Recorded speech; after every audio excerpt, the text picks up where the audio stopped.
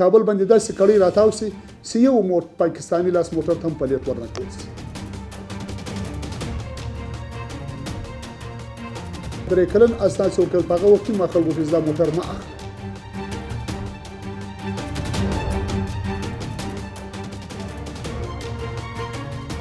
چې دا موټران په افغانستان کې باید بند سي، واردات هم بند سي، چلاوي هم بند کړي.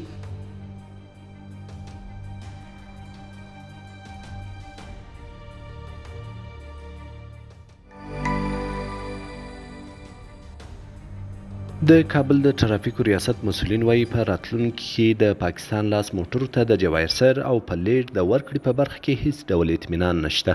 د ټرافیکو ریاست مسؤلین زیاتوي د پاکستان لاس موټرو زیاتې ستونزې رامنځته کړي چې ګڼ شمېر ترافیکي حادثات د پاکستان لاس موټرو څخه رامنځته کیږي. دغه ریاست زیاتوي د پاکستان لاس موټرو په تړاو د رهبرۍ پریکړې ته انتظار باسي. د پریکړې مطابق به یې پر وړاندې اقدامات وشي. زه دې ته هیڅ اطمینان نشم ورکولی چې په آینده کې به دې ته موږ پلیټ ورکوو، جواسیر به ورکوو، تمدیدیږي به. دا تر رهبرۍ پورې اړه لري چې مسیران د دې دپاره څه تصمیم نیسي، څه فیصله کوي، په آینده کې به څه کېږي. هغه د مسیرانو تر پالیسۍ پورې تړلی دی. موږ خپل نظر دغه ده چې دا موټران په افغانستان کې باید بند سي، واردات هم بند سي، چلاوي هم بند کړي. 3 کالو دپاره دوی ته موږ اسناد ورکړي دي. 3 کالو وروسته که هر تصمیم مسیران نیسي، موږ بس مامورین یو د مسیرانو احکام به تطبیق کوو. د کابل ترافیکو ریاست تر دې مهاله په کابل ښار کې تر 80,000 پورې د پاکستان لاس موټرو ته موقت اسناد ورکړي دي چې له دې سره د نورو ولایتونو څخه د راغلو پاکستاني لاس موټرو شمېر تر 200,000 پورې رسیږي. کابل کې تقریبا چې موږ دوی ته قانوني اسناد 3 کلن موقت پلیټونو کې تر 80 او 15,000 پورې موږ ورکړي دي. خو اوس که دا ته وایم چې 2 لکه ګرځي او راسره ویمنئ چې 2 لکه موټر پاکستان لاس هم اطرافي پلیټونه چې موږ موقت غزني کې مشتکر ورکړی، غزني پلیټ هم کابل کې ګرځي. لوګر کې موقت جواسیر ورکړی، هغه هم د دې ګرځي. د دې موقت جواسیر د لوګر پلیټ مطلب دا دی چې دا باید په لوګر کې وګرځي، کابل ته رانیسي. ننګرهار کې وګرځي، باید کابل ته رانیسي. دا باید په غزني کې وګرځي، کابل ته رانیسي. پنجشیر کې وګرځي. د کابل دغه رقم شټیکر موقت پلیټ دا د سدا په کابل کې ورکول شوی د نور ولایتونو ته باید لاړ نشي. ولې که دی ځي هلته ازدحام راولي، هلته بیروبار زیاتوي.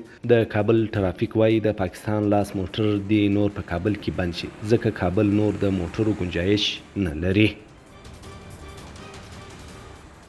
پاکستان لاس موټرو په افغانستان کې موږ ته ډېر نقصان رسولی دی. بالخصوص موږ چې هر وخت څومره حادثې لرو، جاني او مالي نقصانونه د پاکستان لاس په موټرانو کې سخته ډېر. خو متاسفانه یا بدبختانه که ووایو د موږ خلک آینده نه سنجوي، ډېره موقت وخت ګوري. یا چا تجارانو وارد کړي د 100 موټر، 200 موټر، 500 موټر. دا موقت پلیټ خو معنا ده او موقت جواسیر خو معنا ده او دا پاینده په افغانستان کې نه لري. د کابل ټرافیکو ریاست وړاندیز کوي چې نور دی په افغانستان کې د پاکستان لاس موټر ته اجازه نه ورکول کېږي ځکه ګڼ شمېر ستونزې د پاکستان لاس موټر څخه رامنځته کیږي. موږ وړاندیز خو دا ده چې اوس خو په دې مرض باندې ټول خلک مبتلا دي. اطراف کې کوم موټران دي، څومره موټران دي اطراف دا تر ولسوالیو پورې محدود سي، ښارونه ځینې خلاص سي. او په کابل باندې داسې کړۍ راتاو سي چې یو پاکستاني لاس موټر ته هم پلیټ ورنه کړل سي. کابل دا ځینې خلاص سي. کابل نور توانمندي د خپلو موټرونو د افغانستان لاس موټر نه لري. زه نن تقریبا -6 د ما 80,000 ته پلیټ ورسېدل. -6 ټیکسي لرم، زرنج لرم، شخصي موټر لرم، دولتي موټر لرم، نور موټران لرم، لارۍ لرم، بس لرم. نو کابل ښار خو د دې گنجایش نه لري. خدمات موږ دا دي چې موږ بایپاس په کابل کې نه لرو، بایپاس سړکونه نه لرو چې زه اطرافي موټر ورباندې وواسم. د ټرافیکو ریاست زیاتوي په تیر کال کې په کابل کې 450 ترافیکي حادثات رامنځته شوي چې زیاتره ترافیکي پیښې د پاکستان لاس موټرو څخه دي.